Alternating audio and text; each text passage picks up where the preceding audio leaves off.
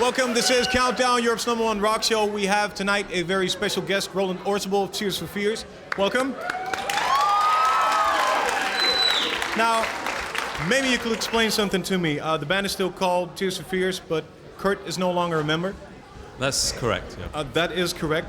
Now, what happened? What happened between the two of you?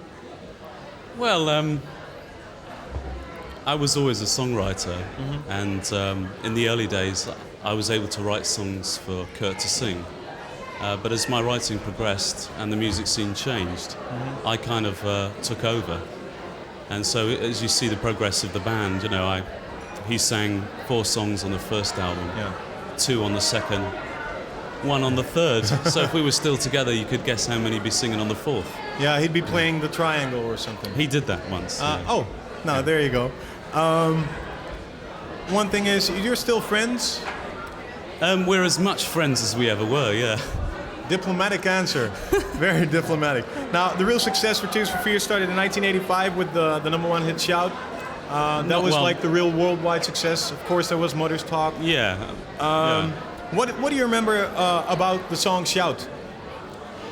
I remember writing it in my dining room in a small Georgian house in Bath. I remember recording it, and I remember being extremely pleased with the outcome. Did you have the idea it would have such big impact as it had, or not? No, I had no idea whatsoever. Do you ever think about that? Like, I have to make a hit, or what is your main purpose when you make songs? Well, I mean, sometimes you can program your mind into coming up with a hit. It's quite simple. It's just hit generally follows some kind of formula in terms of structure. So I have done that before. Yeah. Your new album is called Elemental. It is indeed. Yeah.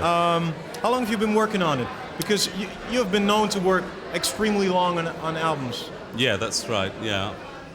How long have you worked on it? This one took about 10 months, which for me is a pretty quick time. Yeah. Yeah. 10 months, which is a quick time. How can you take, like, the last album took almost 3 years, I understand? On and off, yeah. Okay. Yeah. How can it be possible? You take such a long time to record a song. What do you do?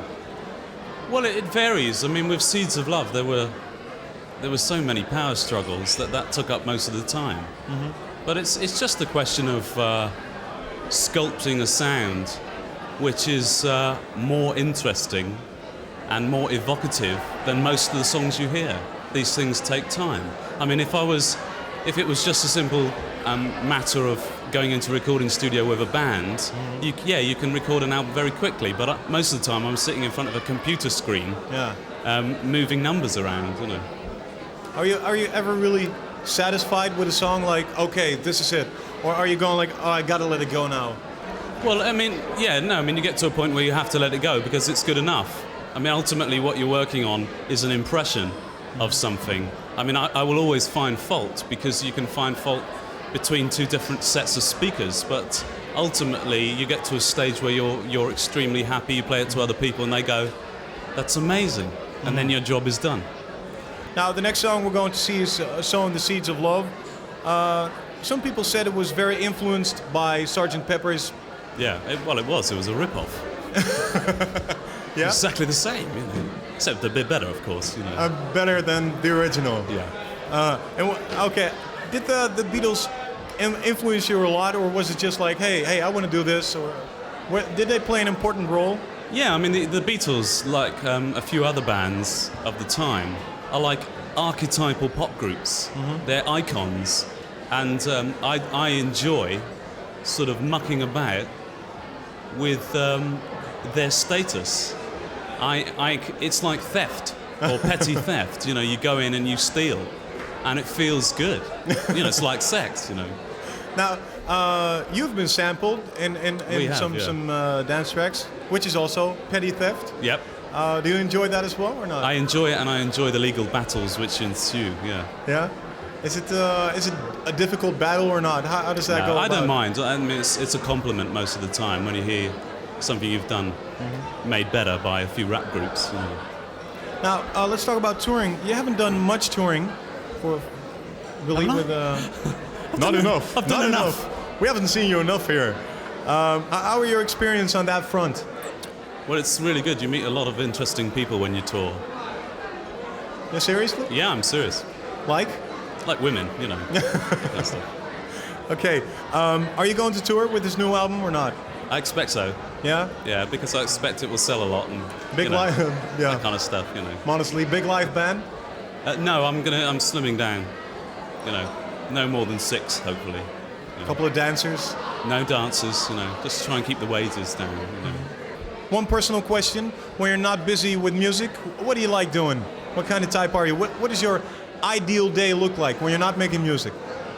Well, at the moment, any time off I have, I spend looking after my 17-month-old boy, and that just takes up all the time, you know. You're a father. What's his name? Indeed. Raoul. Raoul. Raoul. And this is your first experience being a father or not? It's my first experience that I know of. Yeah. Your first aware experience. What do you like best about being a dad? Does it change your life or not? Yeah, it does. It makes you feel very tall because there's some guy walking around who's less than 2 feet.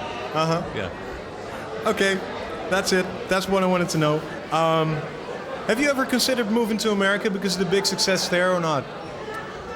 Yeah, I've considered moving to America for the climate and the riots. Mm-hmm. Yeah. The taxes.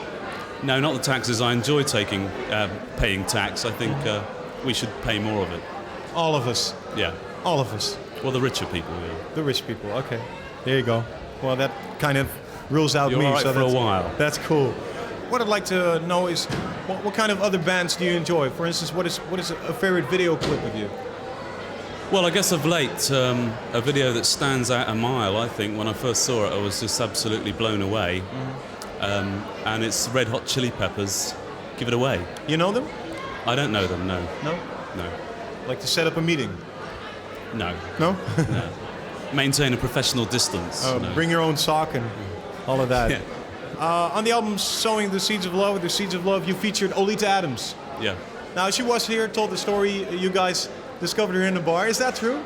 Yeah, that's absolutely correct. We were on tour in America, and we played Kansas City. And we went back to the hotel, as you do, and showered and changed, and went down to the bar.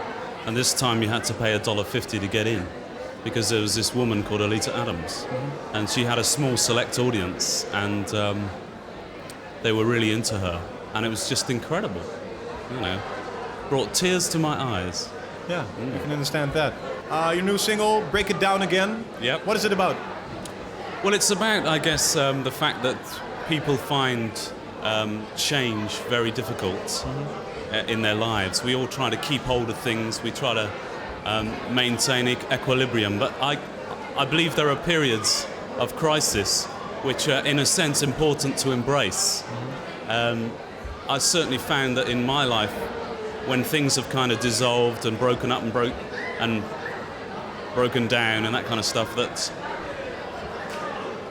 from the ashes the phoenix rises and the new situation is much healthier. So that's what it's about. Like every problem contains the seeds of the solution. Okay. Yeah. Break It Down Again. Did you find it difficult to choose a single? No, there are quite a lot of singles on this album.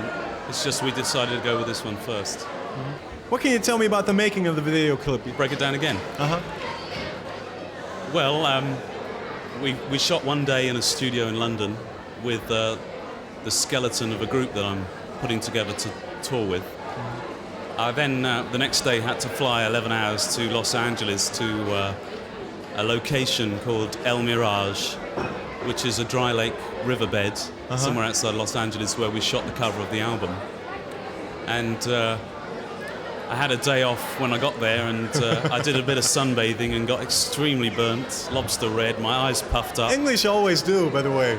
Yeah, I know, but you never learn. What's the next thing we're going to hear at Tears for Fears? Well, more of the same. Yeah, more of the same. No, I mean, I'd like to do another album relatively quickly and hopefully not fall into the bad habit of taking a long time between albums. You know. Some other collaborations coming up, or productions for other people, or? Yeah, possibly, but I can't really say right now because, you know. Oh, come on, you could like drop a name like I would like to work with, or he would like to work with me, or she? Or... I'm sure a lot of people like to work with me. Okay.